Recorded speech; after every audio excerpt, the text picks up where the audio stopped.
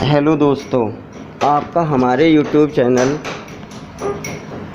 पर स्वागत है। यह चैनल नन्ना कवि स्वयं द्वारा लिखी गई रचनाओं तथा कहानियों के लिए जाना जाता है।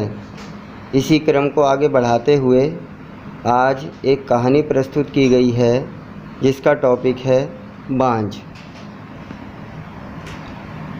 इस कहानी में लेखक ने समाज में फैली कुरीतियों में से एक कुरीति को बताया है जिससे नारी जाति प्रताड़ना का शिकार होती है। वह कुरीति है बांझपन। कहानी की शुरुआत करते हैं। रजनी आज बहुत खुश दिखाई दे रही थी। बार बार घर के दरवाजे तक आती, पथराई आँखों से गली के अंतिम छोर तक देखती, फिर मायूस होकर घर में लौट जाती।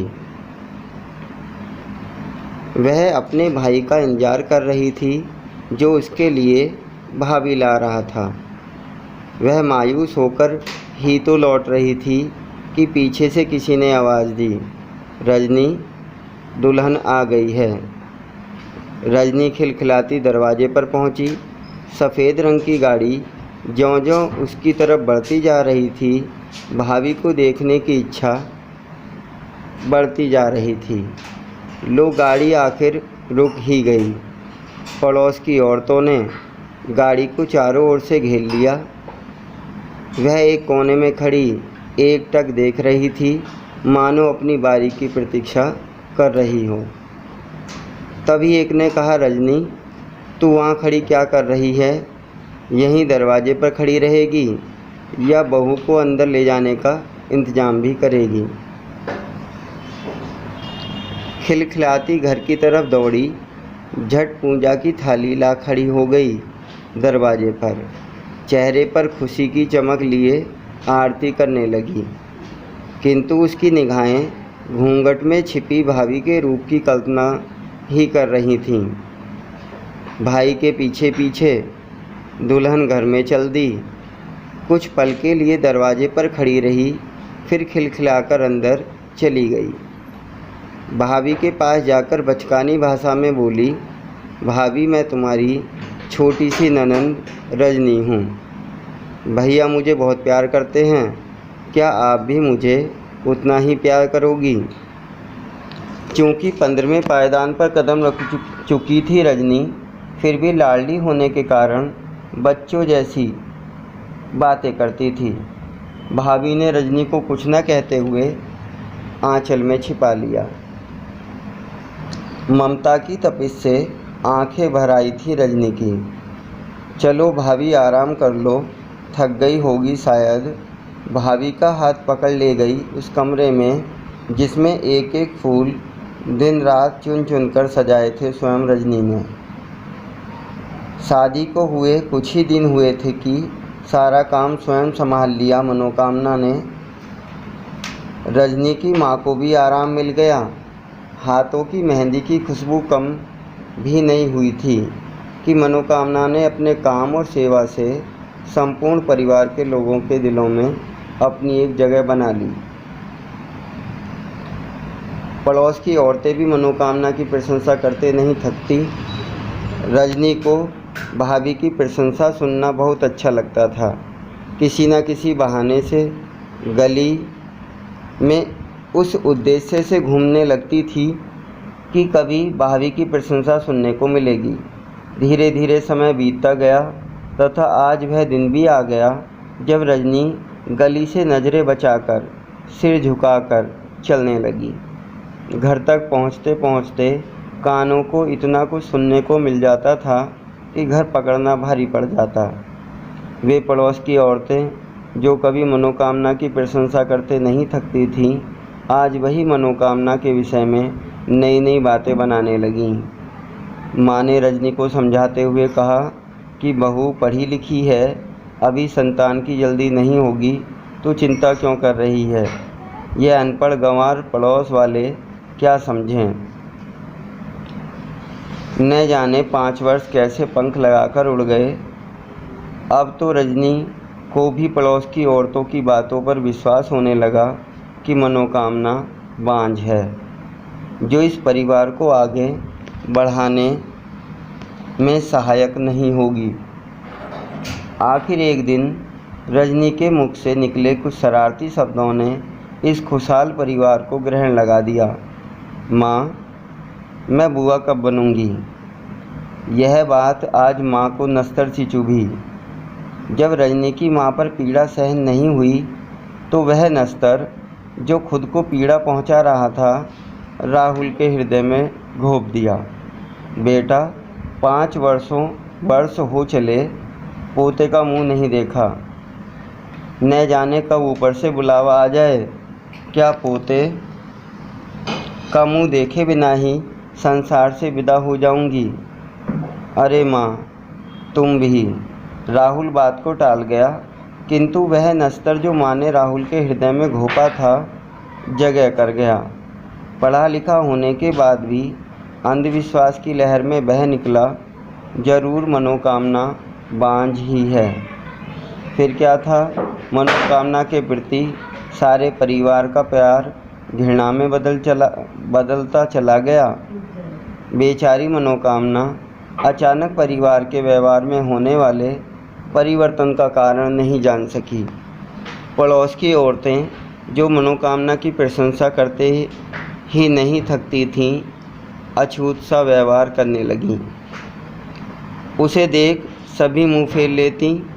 पनघट से पानी लाते लाते उसके नस्तर रूपी व्यंगों को सहना पड़ता। आखिर एक दिन टूट ही गई बेचारी मनोकामना।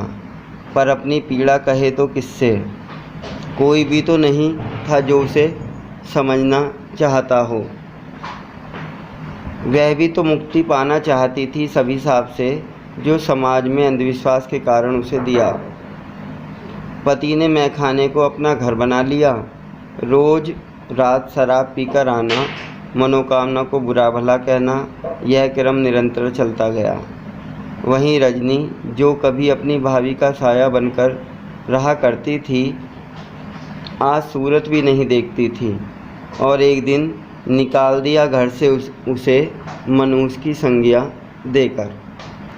मनोकामना को विश्वास था कि उसके ससुराल वाले आखिर अपनी गलती मानेंगे, किंतु वह उस समय तो पूरी तरह से टूटकर बिखर गई जब रजनी की शादी की सूचना भी उसे नहीं दी गई। उसे विवाह से दूर यह सोचकर रखा गया ताकि उसकी बदनसीबी का साया भी रजनी के जीवन पर न पड़ सके। रजनी को भी ससुराल जाते जाते अपनी भाभी की याद नहीं आई। लगभग 2 वर्ष बीत गए। मनोकामना को उनके व्यवहार में परिवर्तन की आस रखे। ईश्वर पर भी जब मनोकामना की पीड़ा न देखी गई तो आखिर सबक सिखाने के लिए खड़ा होना ही पड़ा। मनोकामना की तरफ से लड़ने के लिए उसे रजनी के जीवन में भी वही क्षण ला खड़े किए। काफ़ी इलाज कराने के बाद भी जब रजनी मां न बन सकी तो आखिर मनोकामना की पुनरावृत्ति करा दी। दुख से बेहाल रजनी के ससुराल वालों ने भी रजनी को घर से बाहर निकाल दिया। रजनी को घर पर आता देख राहुल व उसके माता पिता के होश उड़ गए और उन्हें भी अपनी गलती का एहसास हो गया। मनोकामना यह कभी नहीं चाहती थी कि जो अभिशाप उसके जीवन में लगा था वही उसके ननद के जीवन में भी लगे, पर बेचारी कर भी क्या सकती थी। ईश्वर ने मनोकामना के जीवन पर लगा अभिशाप मिटाने के लिए ससुराल वालों की तो आंखें खोल दी, जो अपनी गलती मानकर मनोकामना को अपने घर ले गए। राहुल ने भी अपने अत्याचारों के लिए मनोकामना से माफ़ी मांगी। दया की मूरत सभी को माफ़ कर चुकी थी, किंतु रजनी की हालत उस समय पर देखी नहीं जाती थी। आखिर ईश्वर को भी दया आ गई मनोकामना पर। मनोकामना पेट से हो गई, किंतु मनोकामना ने पड़ोस में यह सूचना पहुंचा दी कि रजनी पेट से है। रजनी के ससुराल वालों को यह सूचना मिली। वे बहुत खुश हुए तथा रजनी की ससुराल से मिठाई और फलों को भिजवाया गया। मनोकामना ने चांद से लड़के को जन्म दिया। पड़ोस में यह खबर जंगल की आग की तरह फैल गई कि रजनी बेटी भाभी के बांझपन के अभिशाप से बच गई तथा एक चांद से लड़के को जन्म दिया है।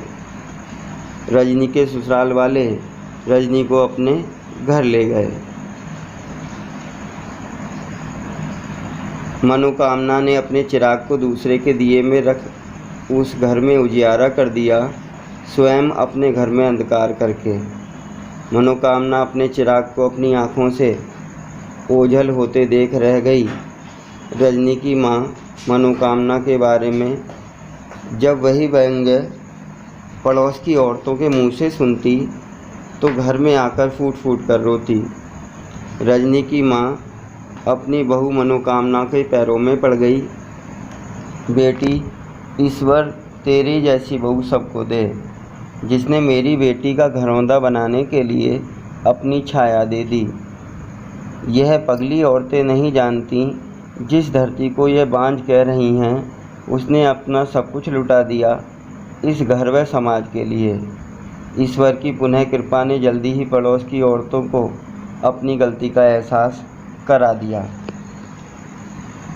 मनोकामना ने एक और चांद से बेटे को जन्म दिया और बांझपन के उस अभिशाप से मुक्ति पाई, जिसकी वह स्वयं हकदार नहीं थी, फिर भी जूझती रही और अपनी ननद रजनी को इस अभिशाप की तपिश से मुक्त करा दिया हमेशा के लिए। रजनी को पुनः वह गली मनोकामना की प्रशंसा करती मिली। वास्तव में मनोकामना के माता पिता ने सोचकर ही नाम रखा होगा उसका मनोकामना, अर्थात मन की इच्छा पूर्ण करने वाली। लेखक नन्ना कवि राहुल भारद्वाज। दोस्तों, यदि आपको यह कहानी अच्छी लगी हो तो ऐसी ही कहानी आगे देखने और पढ़ने के लिए मेरे चैनल नन्ना कवि को सब्सक्राइब करें, वीडियो को लाइक करें तथा ज़्यादा से ज़्यादा अपने दोस्तों में शेयर करें। धन्यवाद।